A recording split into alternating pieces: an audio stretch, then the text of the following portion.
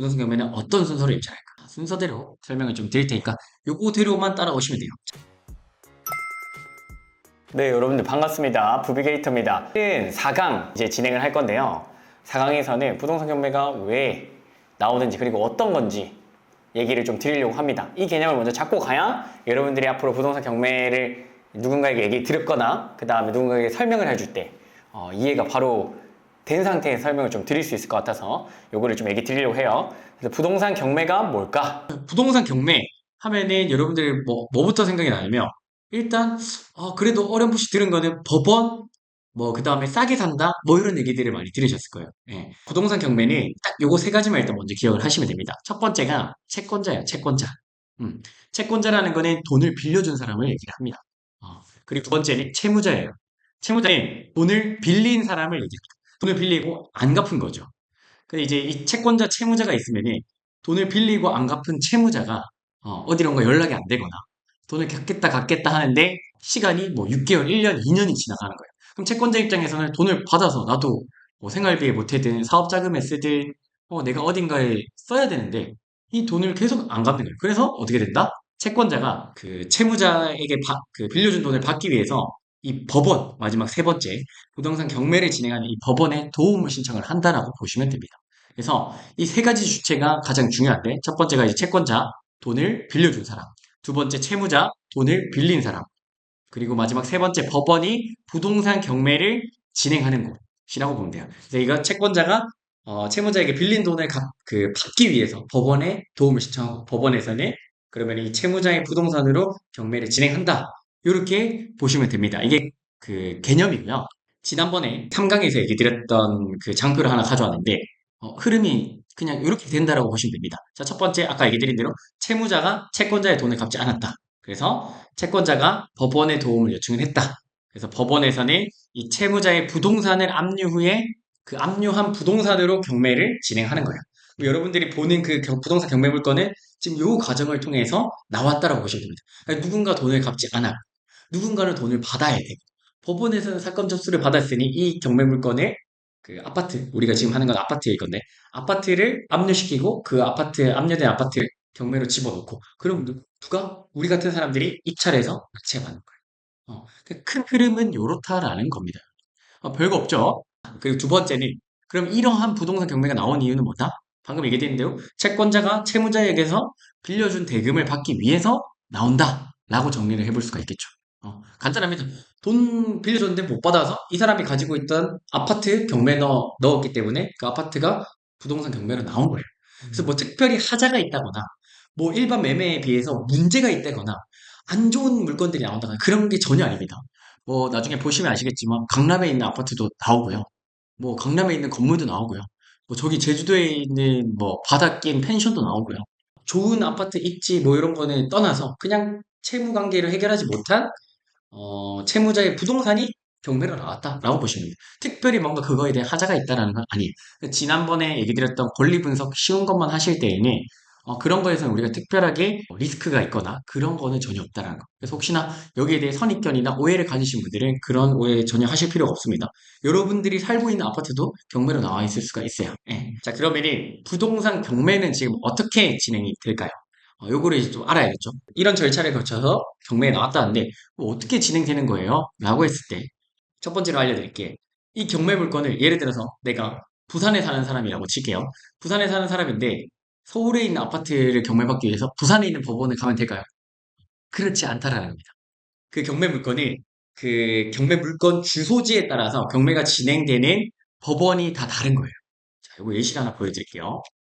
여기는 이제 부동산 경매 정보 그 아파트 경매 물건이 나오는 곳인데 예를 들어서 내가 울산지방법원에 가고 물건을 검색했어.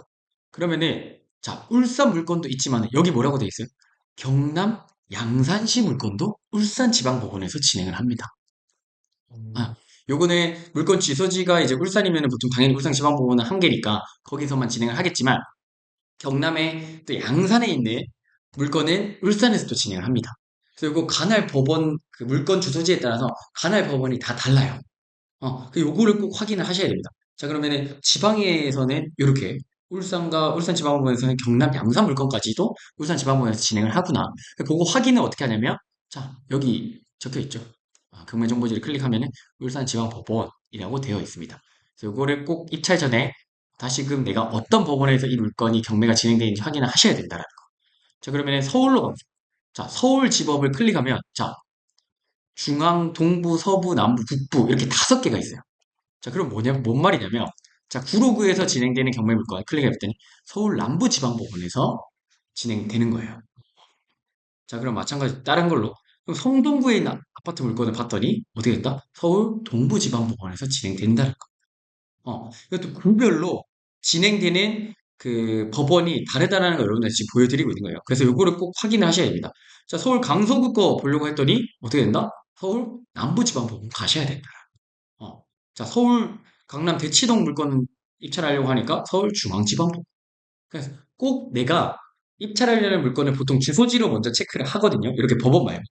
보통은 지금 제가 법원으로 클릭을 했지만 주소지로 나 서울 뭐 사니까 서울에 있는 아파트 뭐 입찰할 거야 했을 때 강동구 거 입찰할 거야 했을 때 강동구 주소된 그 아파트의 이름이 쫙 나오는 거죠. 아파트 물건들이. 이거 클릭했을 때 어, 동부지방법원에서 진행된다고 한 번 더 확인하셔야 된다. 예. 실제 내가 입찰할 때 이제 고르타라는 얘기입니다. 그래서 물건의 주소지별, 뭐 동이면 동, 구면 구, 시면 시에 따라서 그 경매 물건 주소지에 따라서 진행되는 법원이 다르다라는 거. 그래서 꼭 확인을 입찰 전에 하셔야 된다라는 걸 얘기를 드리겠습니다.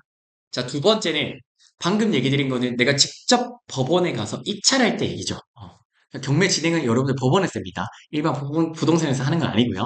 그래서 그걸 얘기 드렸고, 직접 입찰에 대해서 얘기를 좀 드립니다. 직접 입찰 같은 경우는 원래 제가 한창 그 경매 입찰할 때까지만 해도 직장인들 같은 경우는 연차를 내고 해당 법원 뭐 지방이면 지방까지 뭐 KTX든 버스든 뭐 자차를 이용해서든 가서 입찰을 하고 거의 하루 정도가 다 소진을 했었죠. 그럼 거기에 따른 교통비, 식비, 뭐 그 연차 그거 수당까지 다 날라가는 거죠. 그렇게 치면 그 한 번 입찰하는데 기회비용이 적게는 진짜 10만 원에서 많게는 20만 원 가까이도 들었었어요. 한 번 입찰할 때마다. 그런 단점이 있었는데 이제는 직접 입찰을 안 해도 됩니다. 최근에 저희 낙찰받았던 수강생 거의 90% 이상이 다 대리 입찰로 받았어요. 대리 입찰은 뭐냐면 실제 내가 법원에 그날 가지 않고도 대리로 입찰을 할 수 있는 서비스가 요즘에는 많이 생겼고 활용이 되고 있습니다.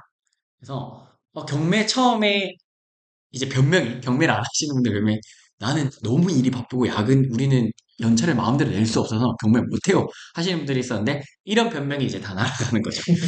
대리 입찰 제도가 많이 생겼어요. 그래서 1125라는 카페랑 뭐 바토너 뭐 이런 카페에서 직접 법무사나 그 법무사에 일하고 계신 사무장님들 를 직접 연결을 해줘가지고 그분들을 통해서 대리 입찰할 수 있게끔 내가 서울에 살더라도 부산에 입찰할 수 있고 울산에 입찰할 수 있고 창원에 입찰할 수 있고 내가 부산에 살더라도 서울 뭐 경기도 충청도 대전 뭐 이런 데 다 입찰할 수 있게끔 대리 입찰 제도가 되게 잘 돼 있습니다. 물론 이제 그게 따른 비용은 있는데 10만 원 전후거든요. 그런다고 하더라도 연차 내고 교통비 쓰고 식비 내고 이런 것보다 훨씬 더 깔끔하고 내 에너지도 소진이 안 되고 어, 그래서 그런 부분에 있어서 되게 좋습니다. 그래서 연차를 꼭 쓰지 않으셔도 되고 지방 물건 또는 내가 지방 사람인데 수도권 물건도 충분히 입찰이 가능해졌다. 그리고 사이트 뭐 제가 간단하게 1125 대리 입찰 서비스 이렇게 치니까 이렇게 사이트가 나옵니다. 이거 클릭하시면은 이렇게 5분이면 대리 입찰 가능. 112호에게 대리 입찰해 주세요. 대리 입찰 신청. 공동 입찰도 가능하고. 서비스 지역. 경쟁자 없는 논산, 공주, 의성까지도 된다고 합니다. 법무사가 없는 제천, 영동, 안동, 장흥, 서산, 여주까지 됩니다. 자, 이제 여러분들 직장인분들 변명을 하실 그 공간이 없습니다. 그래서 어쨌든 11만 원이라 돼 있네요. 이거는 영업 언제 내가 신청하느냐에 따라 조금씩 차이가 있는 걸로 알고 있긴 합니다. 그래서 뭐 이렇게 하시면 되고 요거 말고도 뭐 바토너라는 사이트도 있었고요. 여기서도 최근에 저희 수강생들 많이 이용하고 있습니다. 이거 두 개 사이트에서 대리 입찰, 공동 입찰 뭐 이런 식으로 신청하는 거는 문제가 없으니까 여러분들 대리 입찰 제도 꼭 활용을 잘 하시고 경매하는데 전혀 문제가 없어졌습니다. 그렇게 생각을 하시면 될 것 같고요. 그 다음에 부동산 경매는 어떤 순서로 입찰을 할까를 좀 얘기를 드리려고 했어요. 예, 부동산 경매는 어떤 순서로 입찰할까? 순서대로 설명을 좀 드릴 테니까 요거대로만 따라오시면 돼요. 자, 첫 번째는, 자, 아까도 얘기했지만 부동산 경매는 경매 물건 들어갈 물건을 먼저 찾아야겠죠. 그래서 첫 번째로 방금 제가 얘기 드렸던 무료 또는 유료 사이트에서 물건 검색을 먼저 하시면 됩니다. 어, 그래서 앞전에 제가 얘기 드렸지만 유료 사이트가 왜 좋은지에 대해서 설명을 드렸습니다. 모르시는 분들은 1강 보고 오시면 되고요. 그래서 부동산 경매 물건을 검색했어. 그리고 내가 마음에 드는 좀 싸 보이는 물건이 생겼어요. 자, 그랬을 때 바로 이거를 입찰하는 게 아니고 시세 조사하는 게 아니고 뭐다? 권리 분석 한번 해야죠. 권리 분석하는 이유는 이 경매 물건을 낙찰 받았을 때 우리가 혹시나 낙찰자가 물어줘야 될 게 있는지 없는지, 하자가 있는지 없는지 체크하기 위함입니다. 등기부등본을 보면서 그 권리 분석을 깔끔하게 마쳤어. 그래서 이 경매 물건은 문제가 없대요. 자, 그랬을 때 뭐다? 이제 시세 조사를 해야겠죠. 얼마인 줄 알아야 입찰가를 쓰고 얼마나 더 싸게 낙찰받을지를 결정하니까요. 그래서 세 번째는 시세 조사를 하셔야 됩니다. 그래서 네이버, 부동산, 호갱노노, 아파트 실거래가 뭐 이런 사이트들을 이용해서 이거 실제 시세가 얼마인지 그리고 부동산 전화 또는 임장까지 가셔서 시세가 얼마인지 체크를 하시면 되고요. 네 번째는 입찰가 산정입니다. 시세가 이제 정확히 정해졌으니까 예를 들어 이 시세가 2억이라고 했을 때 우리는 2억보다 뭐 2천만 원 싸게 살 거야. 3천만 원 싸게 살 거야. 그러면은 2천만 원 싸게 산다고 하면은 1억 8천을 쓰면 되는 거고 입찰가를 3천만 원 싸게 사겠다 하면은 1억 7천을 쓰면 되겠죠. 그래서 이 입찰가 산정하는 단계까지 오시면은 뭐 거의 끝난 거예요. 그래서 입찰가를 산정하시고 그리고 마지막에 어떻게 요 대리 입찰을 하든 직접 입찰을 하든 법원에 가시든 이렇게 해서 낙찰을 받으면 끝이에요.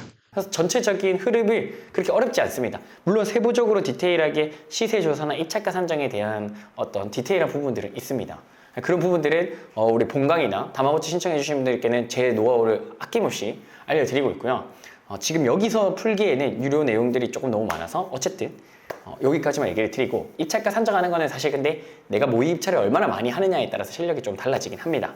그래서 되게 많이 여러분들께서 모의 입찰을 하시면 될 것 같고 그리고 마지막으로는 낙찰 받으시면 이제 그 다음에는 명도 그 다음에 뭐 전월세 세팅 또는 바로 매매 사업자를 낸다거나 또 여러 가지 방법이 있죠. 그래서 그거는 앞에 제가 영상에서 많이 조금 얘기를 드렸었고요. 요 흐름으로 간다라고 보시면 됩니다. 그래서 부동산 경매가 뭘까라는 거에 대해서 오늘 좀 얘기를 드렸는데 요런 흐름으로 가신다고 보시면 돼요. 크게 어려울 게 없습니다. 전체적인 틀을 제가 잡아드렸고 부동산 경매는 이것 때문에 경매가 나오고 이런 채권 채무 관계를 없애기 위해서 진행이 되는구나. 그리고 부동산 경매의 순서는 이렇게 흐름으로 보면 되는구나 라는 걸 여러분들 오늘 알려드렸습니다. 자, 그래서 오늘 4강은 여기서 마무리하고요. 다음 또 5강에서 뵙도록 하겠습니다.